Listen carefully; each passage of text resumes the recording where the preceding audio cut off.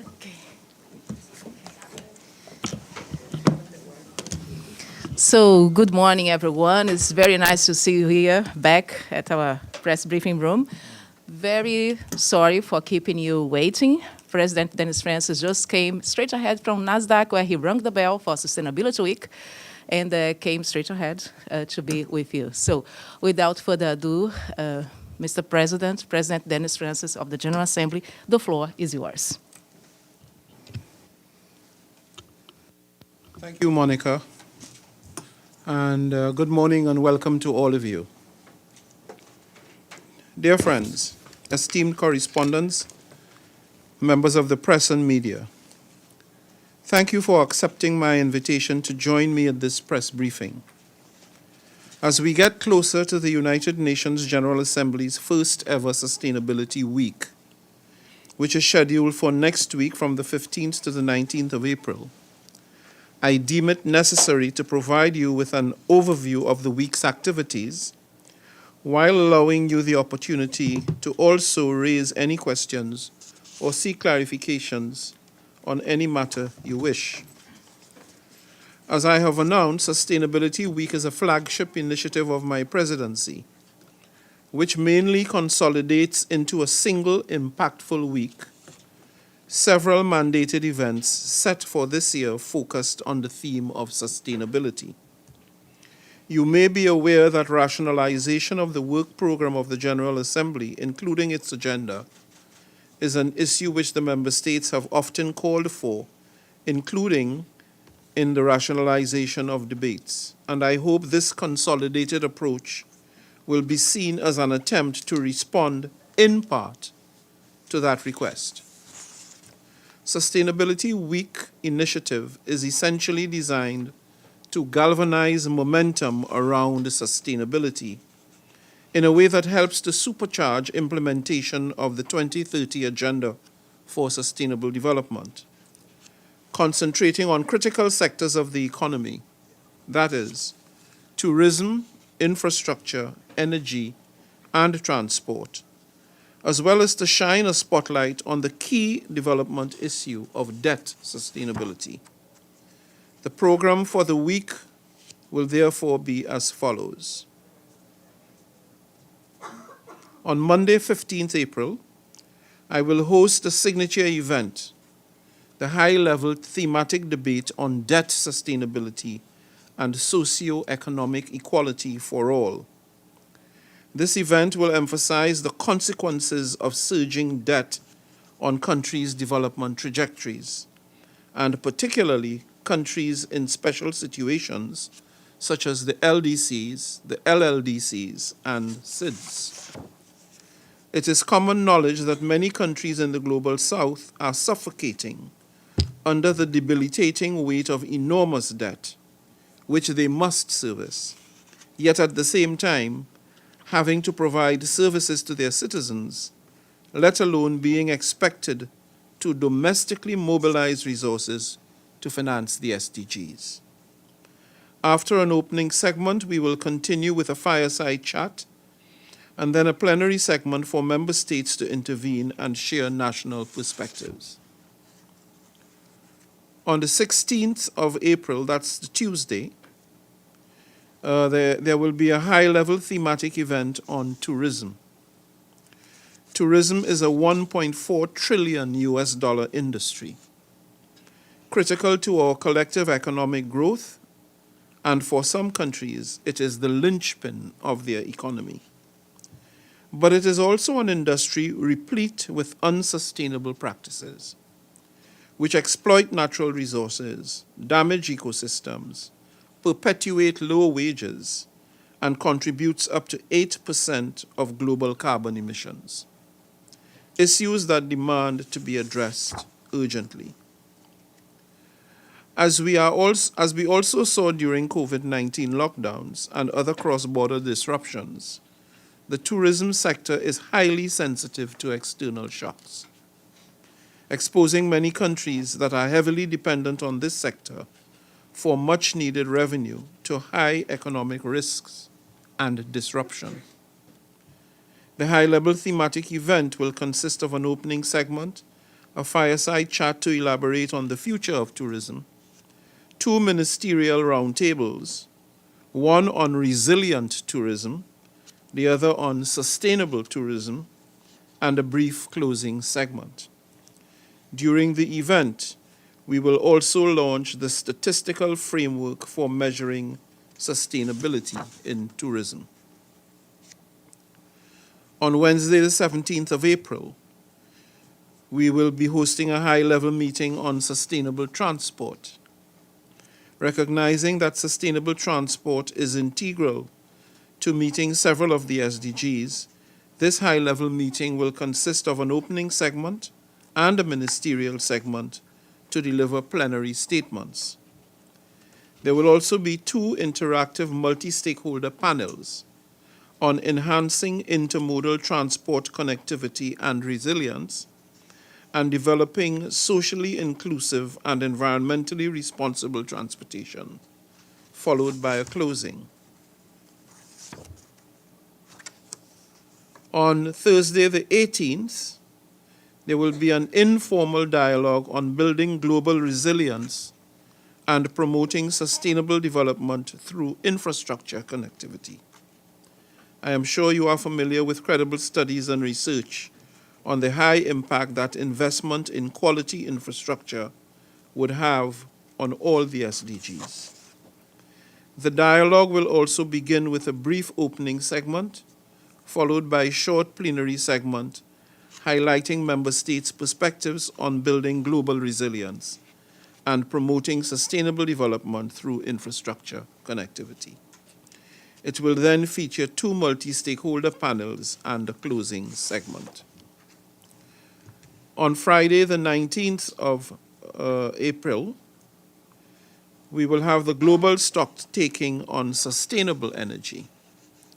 The global stock-taking will candidly reflect on our progress and shortcomings over the UN decade of sustainable energy for all, 2014 to 2024, with a view towards raising ambition and accelerating advancement towards SDG 7 and the implementation of the Paris Agreement. This is all the more important given that 675 million people globally still have no reliable access to electricity, while 2.3 billion rely on polluting fuels for cooking. The stock-taking event will consist of an opening and closing session and 2 interactive dialogues focusing on 4 thematic focus areas. 1. Closing the energy access gap. 2. Reliably transitioning to decarbonized energy systems. 3. Addressing energy's interlinkages. And 4. Strengthening partnerships and the means of implementation. To conclude the global stocktaking on sustainable energy, I will launch my call to action to encourage further acceleration of implementation of SDG 7, with a list of recommended actions and concrete milestones. Overall, during this week, I expect high-level participation at the level of some heads of state and government, as well as sector-specific ministers, including for tourism. Additionally, among others, I look forward to the participation of the Secretary General of the United Nations, the United Nations Development Program Administrator, the President of the Economic and Social Council, the Secretary General of UN Tourism, and the Undersecretary General of UN DESA. Dear friends, beyond the 2030 agenda, my hope is that the outcome of these events will build momentum towards the SIDS 4 and LDC 3 conferences in May and June, respectively, as well as the Summit of the Future in September, including by facilitating open exchanges to advance sustainability through critical and concrete sector-specific actions. To encourage participation of all stakeholders in promoting sustainability, I have launched the Choose Sustainability campaign. I encourage all permanent missions, stakeholders, and the media to adopt pledges to promote sustainability and to declare their support on social media while adopting sustainability practices. For my part, my office is trying to phase out the use of the many roll-up banners you see throughout the General Assembly, which are usually soon discarded, and to replace them with long-lasting, energy-efficient LED screens. Thank you all for your kind attention, and I stand ready to address any questions you may have. Thank you very much, Mr. President. The first question goes to Anka. We have here Sharing Bryce, please. Go ahead. Thanks, Monica. Mr. President, on behalf of the UN Correspondents Association, thanks very much for coming to speak with us. I'm Sherwin Bryce-Pease of South African Broadcasting.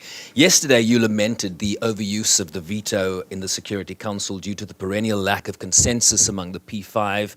And today, you're selling Sustainability Week, which, if we're honest, will have little resonance in countries and places where conflict and instability persists. Gaza, the West Bank, Myanmar, Eastern DRC, Sudan, Ukraine, to mention a few.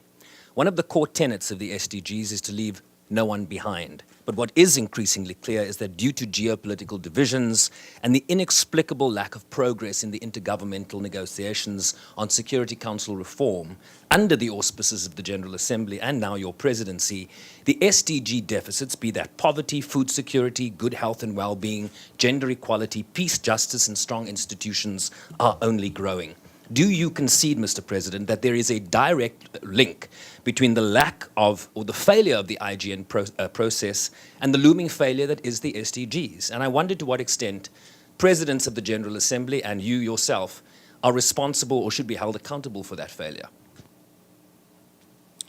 Well, the premise of your question, I think, is not quite accurate, because the IGN process has not failed.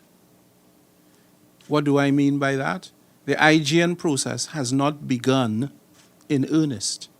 There is no formal negotiation taking place as of now under the ambit of the IGN. What is taking place are informal discussions that predate the commencement of formal negotiations. The member states themselves will determine the timing of the commencement of formal negotiations. But we are not yet there.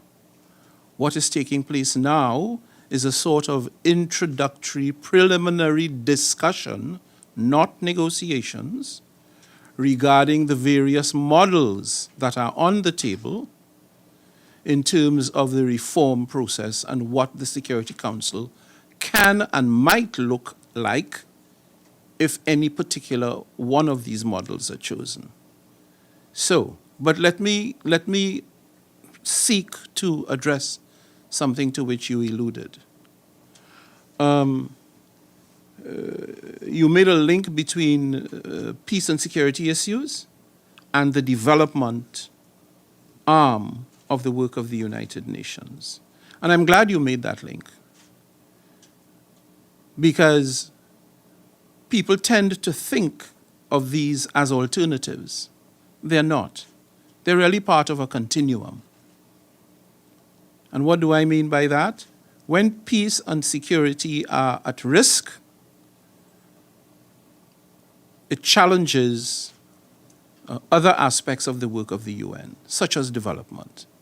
But it does not mean, and it cannot mean, that the UN abandons its mission to honor its commitment consistent with the provisions of the Charter to promote development. Development is an integral dimension of the work of the United Nations. It's one of the three key pillars, as you know: peace and security, human rights, and development. So yes, the situation with peace and security is challenging. There's no doubt about that. But it does not mean that we throw our hands in the air in frustration and walk away from what is an obligation, a statutory obligation, to attend to, address, and promote social and economic development for the benefit of peoples everywhere. I would challenge you on that, Mr. President, that I think millions of people around the world are walking away from the United Nations precisely because protracted conflicts are not being resolved, and that has a direct impact on the recession or the deficits we are seeing growing in the development space. If you look at Ukraine, UNDP will tell you that they've lost 20 years of development gains in just the last 2 years. Gaza's economy in 2023 grew at a level last seen in 1994. So surely, if you are to take everybody along with you in this process, resolving conflicts and getting to formal negotiations in this IGN process is key, not so? The member states will decide the timing of the commencement of negotiations. It's a members-driven process, the IGN. This is a members-driven organization. They've not yet made that determination. They will when they think the time and context is right. You allege that people are walking away from the United Nations. I have no doubt that there is considerable frustration. It's the reality. We see it every day on the evening news. But like I've said before, the United Nations is more than about peace and security. We have got an agenda of work that is based on the philosophy of leaving no one behind. And we are determined to honor that agenda of work because we do feel deeply that peace and development are the flip side of the same coin. Thank you. And there is a deficit of development. It exists.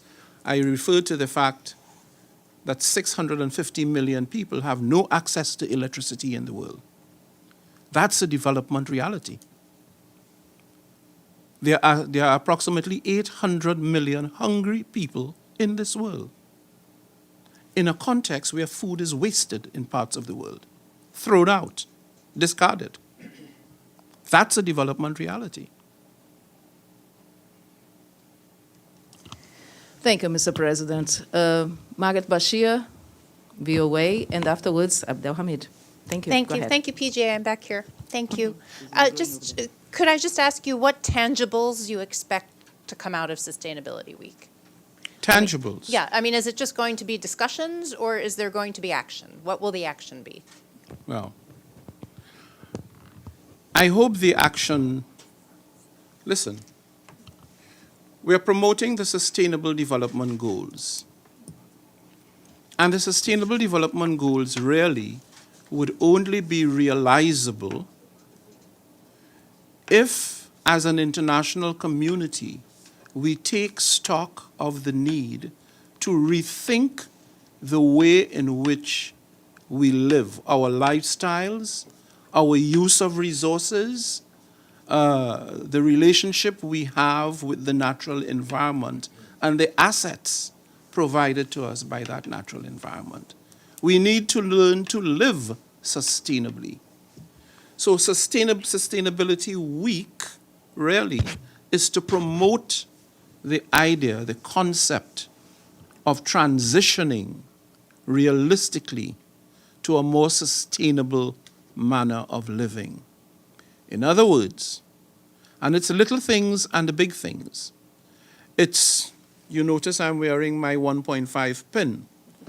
And this pin, as important and relevant as it is to Sustainability Week, you remember that I've been wearing this pin now for several months, long before I became President of the General Assembly.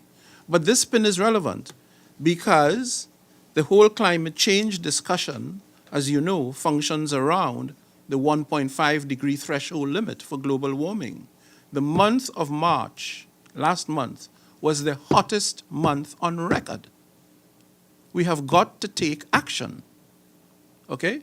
So that's one big thing for governments to increase and scale up their climate commitments, their climate action commitments. But sustainability is more than that. It's more than what governments do. It's what we do as individuals. It's how we consume resources. It's how we use scarce resources such as water, for example, which is something people should take note of because the world is actually running out of water. We need to learn not to be wasteful of water, to use it sparingly. Because there are places in the world, some of them not so far away, California, We live this every day. And there are things that we can do in our individual lives, as well as at the level of cities and states and at the national level, to make a contribution to the sustainability effort. So that, for example, many of us, when we're brushing our teeth, tend to open the tap and let it run. Not a good idea. You can be brushing your teeth, turn the tap off, because in the 3 minutes that the tap is running, you may have wasted 15 gallons of water that next week you won't have. So sustainability is all about promoting and sensitizing the population about how we can make a contribution to preserving the ecosystems on the planet and ensuring that we do not exceed limits that, in fact, if we do exceed those limits, they will inevitably shorten our ability to survive on this planet. In other words, there's a certain degree of self-interest in learning to live sustainably. And so sustainability is a combination of things. It's trying to have economic growth that is relatively stable or growing without the boom and bust cycles. It's about building infrastructure in a way that is resilient. We've just had the bridge collapse in Baltimore as a consequence of what happened with the containerized vessel.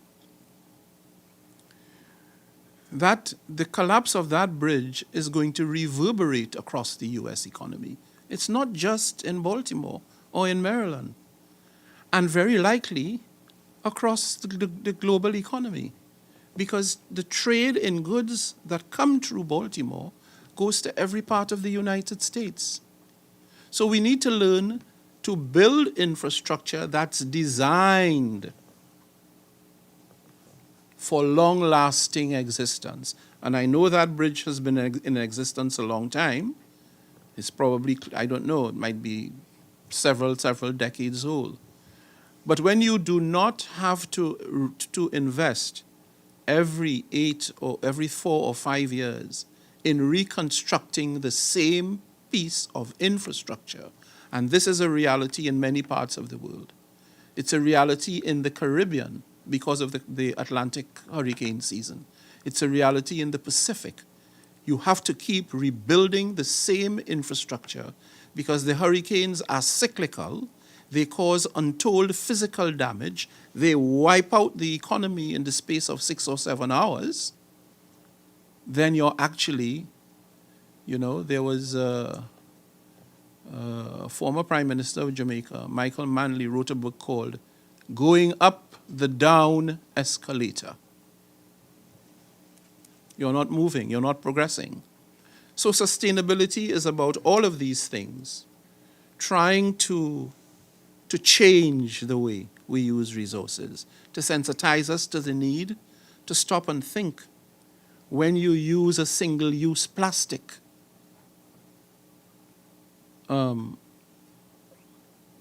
what happens to that plastic? Where does it go? Is it likely that you will be eating that plastic? Because that's a possibility, since it all ends up in the ocean, including on the ocean floor. In fact, the scientists tell us, if we continue at current rates, by 2050, there will be more plastics in the ocean than fish. Chances are you'll be fishing plastics. This is why we need to take action for the sustainability of our civilization. This is as much about us as it is about future generations. Thank you, Mr. President. We go now to Abdelhamid, afterwards Michael Weisenstein from the Associated Press, and I have also Gabriel Elizondo from Al Jazeera. But if you are on the screen online and would like to ask a question on Sustainability Week for this press conference here of the PJ, please speak up, okay? I'll go back to you. Abdelhamid, please. Thank you, Monica. Thank you, Mr. President. My name is Abdelhamid Sayam from the Arabic daily Al-Quds Al-Arabi. Mr. President, in 1956, there was a major crisis in the world, the Suez crisis. Security Council was completely paralyzed because of the double veto France and UK, where they were participating in the attack on Egypt.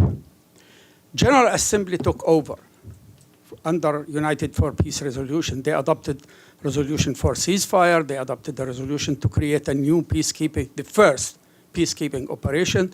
Resolution 997, 998, the resolution 999, 1000, 1001, 1002. The General Assembly was forceful. Its decisions were respected. They gave 1 week for England and France to withdraw, and they did withdraw. First, do you dream one day the General Assembly will become forceful and its resolution would be respected that way? And the second, yesterday, sir, the representative of Israel, he gave a speech. He insulted, I think, in my opinion, everyone was in the General Assembly. When he called the UN that they're about to create an ISIS state, if Palestinian state is established, he accused the UN of all kinds of accusation. And yet, he stood and spoke while the Palestinians who had been authorized to have their own state by Resolution 181 in 1947, yet they're still waiting for theirs. Is that fair? Thank you.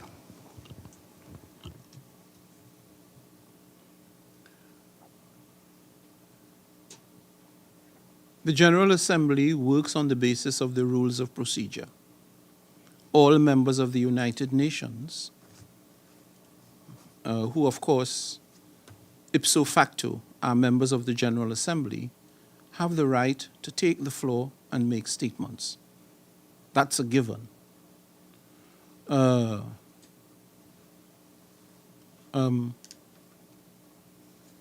think in the history of the United Nations, there might have been, I believe, one occasion on which a member state left the UN. But once you're a member, it is within your right to address the General Assembly. So the question of whether it's fair or not does not arise. It's what the rules permit, because each member has the right to take the floor of the Assembly. Okay? We don't, and it should be that way, because that avoids playing favorites, cherry picking. It's not a question of who you like and whose policies you support.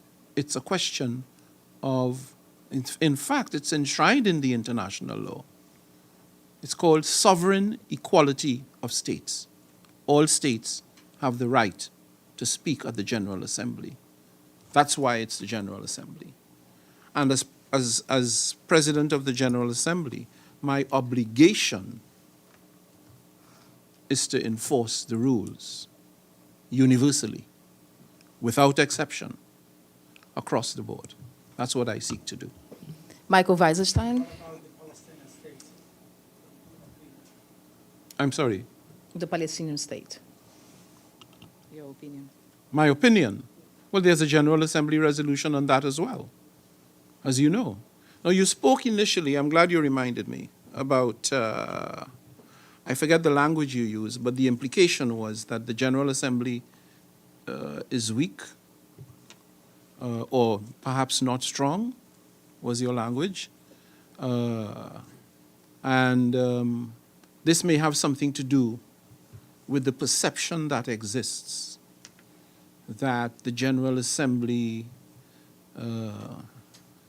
decisions of the General Assembly are in some way inconsequential. because they do not have the force of law. In response to which I would say this.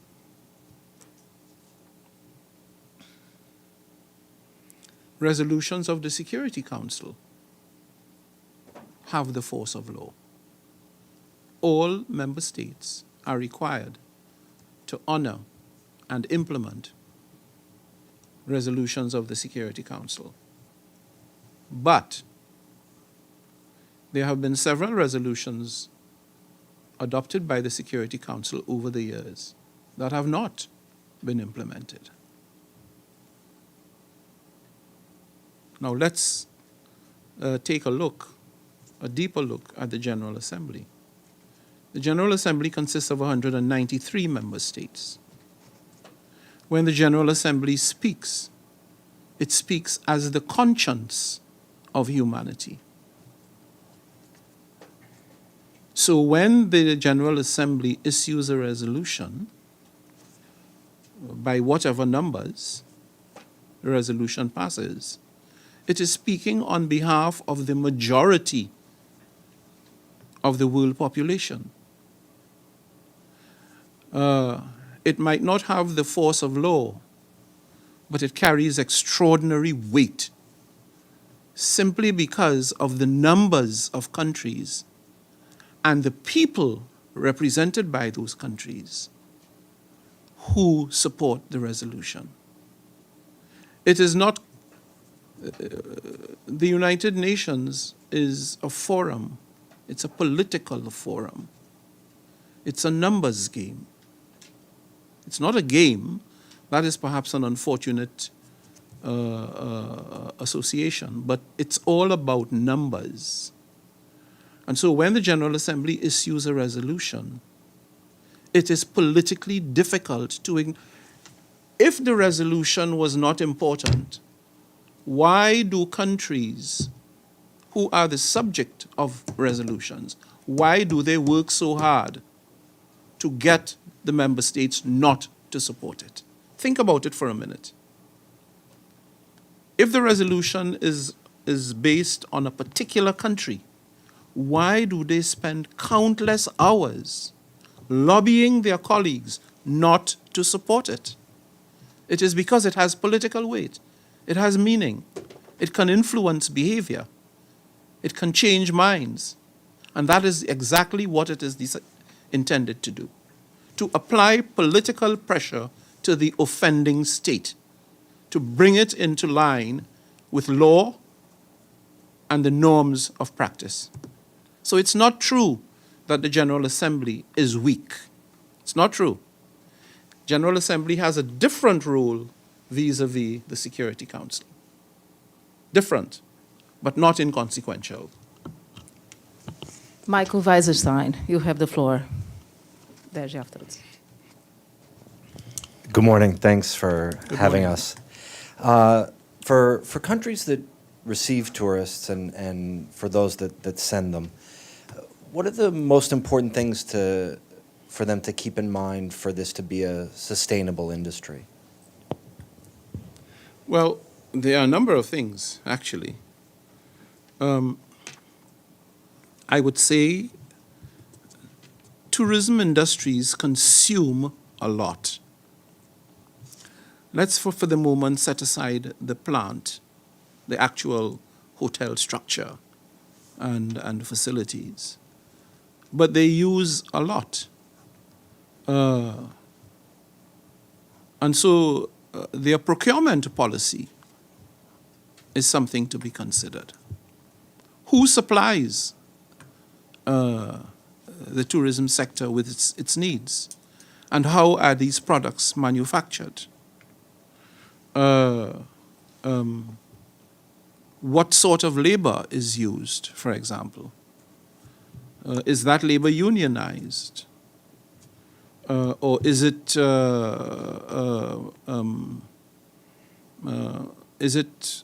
is the product manufactured in some sweatshop in a back alley in a developing country? Sustainable production is nothing new. It's been in existence for some time. there are some countries in the world, there are actually, in some parts of the world, private companies, particularly supermarkets, who will not put a product that has not been sustainably manufactured or processed on their shelves because there's a market for that product and they want to cater to the needs of those who are environmentally minded. So that's one thing. Okay? Of course, they use power. They use enormous amounts of power. But what power? How is that power generated? Are they using solar, for example? Are they using solar technology? Or is this electricity generated by hydrocarbons? These are the kinds of questions that cumulatively, they might seem to be small points, but cumulatively, as a sector, can make an enormous difference. So those are just two. I'm not a tourism specialist. I can't enumerate for you 15 or 20, but those are just two things. When the vacation maker leaves the room, do the lights go off or do they stay on? When you use the bathroom, you wash your hands. Do you need to turn off the tap or does the tap automatically turn off? Things like that can make an enormous difference. Are you promoting the use of single-use plastics in your dining room? Because if you are, it's going to end up on the ocean floor, probably eaten by a fish. It's forcing us to ask ourselves questions about our lifestyle and to make consequential changes that in aggregate create extraordinary impacts on the environment, helps the environment, helps us in the long term. You're welcome. This PJ's press conference on Sustainability Week is live on UNTV, UNWeb TV, and also on the PJ's social media channels. And we are going to go to the screen in a while, but first of all, Gabriel Elizondo. Thank you, Monica. My name is Gabriel Elizondo from Al Jazeera English. Thank you for the briefing, President Francis. Two questions. The first one is, you're going to have a busy week next week, it sounds like. You mentioned some heads of states and many of the meetings next week being ministerial level. For our planning purposes, can you give us any more detail on who might be coming or what countries on those levels? And then I have a follow-up.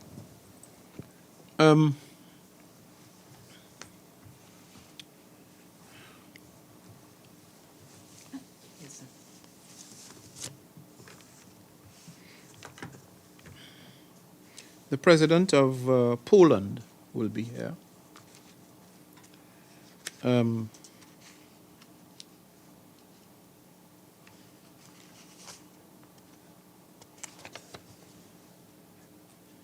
There are likely to be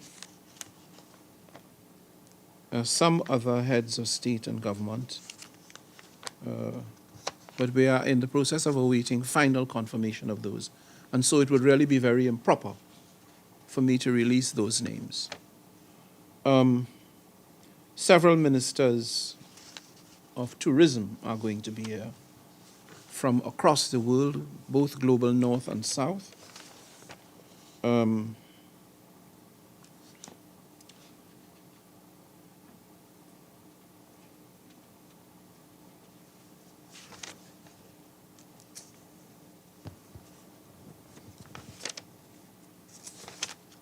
I think I'd like to leave it there for the moment. Fair enough. That's helpful. Thank you. I didn't mean to put you on the spot there. No, but no, it's- I that understand. helps our planning You said there were purposes. 2 questions. Yeah, the second one is you spoke in your remarks to a question. You said all states have the right to speak at the General Assembly. Yes. As you well know, sir, there's one particular state that while they can speak at the General Assembly, they do not have the same voice as 193 other states, and that's Palestine, as you well know, for the obvious reasons, being an observer state. In 2011, when Palestine first applied for full UN membership, it failed in the Security Council committee. And at that stage, Palestine, at the request of France, or at the suggestion of France, went directly to the General Assembly, the body that you're now the president of, and the General Assembly elevated Palestine's status to observer status. That was 2011. My question to you, sir, is 2012? I apologize. I think it was in committee in late 2011. It officially went to the General Assembly in 2012. Thank you, colleagues. My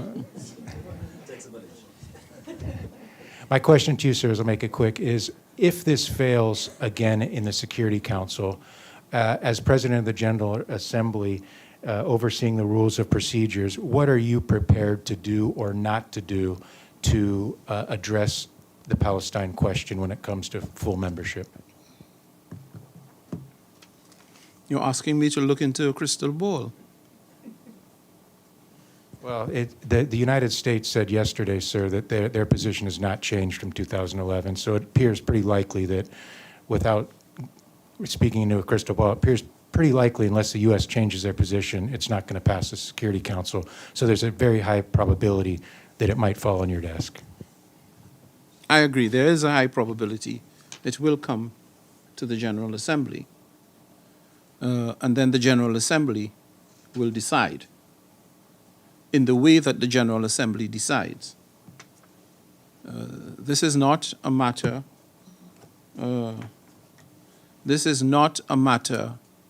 of prerogative for the President of the General Assembly. It's the member states who will decide. That's the way the General Assembly works. The President will have no vote. None. It's the members who will decide on the basis of a vote which will require a two-thirds majority to be carried. My role is to administer the rules in an open, fair, and transparent manner. That's my role. Nothing more, nothing less. We have 7 minutes to go, and we have Deji here. And before you, Deji, I'm going to ask if we have anyone on the screen. My glasses, as usual, never got better. So I think we don't. Deji, please, you have the floor. Thanks. Hi, Mr. President. Xu Deji with China Central Television. Here. Oh. Here, sorry. Okay. I'm not on the screen. So I actually asked for advice. I think it's human nature to pay more attention to what's happening or the more apparent things, for example, Gaza, for example, Ukraine. But in this context, we know that there are numerous weeks, Sustainable Week, SDG Week, Sustainable Awareness Week every single year. Everybody's trying to promote the SDG or sustainability. That's very important. But how can we make those things for people to see it as important as those things that we see on news like Gaza? Because we know it's about our future, but it's not about our near future. That's something people cannot see. Thank you. But there's a sense in which it is about our near future. Because the actions you take today will create impacts down the road. So it makes sense for you to take those actions, to initiate taking those actions now. They are relevant for action now to address an issue that over time only compounds itself. You know, climate change is not a new discussion. It's been going on for maybe 35 years. This is a fact. When it was not popular, it wasn't sexy. And when there was a lot of denial about it, you know, political denial about it from many large, industrialized, successful countries. But then the evidence showed up. What Vice President Al Gore refers to as inconvenient truths, they showed up. The flooding, the annual fires in places where that never happened before, the drought, the crop failures, they showed up. And so the scientists had the evidence. So we've actually lost at least 35 or 40 years, maybe more. And now we need to take action. And now is the time to take the action. But Mr. President, don't you think that's what I'm trying to ask you, to how to draw the attention of people on this issue? Because so far, we lost all those 30, 40 years because the lack of attention from some point of view. Well, people like you, journalists, people like you who shape and inform public opinion. That's why we're having this press conference with you. Because you shape opinion. You shine a light on things that are important to society. That's why you're is it the fifth estate or the third estate? I'm not a journalist, so I don't know. I know the principle, and I endorse the principle. Because you have the credibility based on the work that you do. You're independent. Okay? You're not tainted. And so the reading public develops a relationship of trust with you. That is why we engage you. Because we need you, based on the science and the evidence and the work that you're doing, to bring these matters into the living rooms and into the lives of ordinary people. So thank you very much for that, because we could not achieve it without you. It's an enormous service to society and to civilization. It just would not be possible without you. So,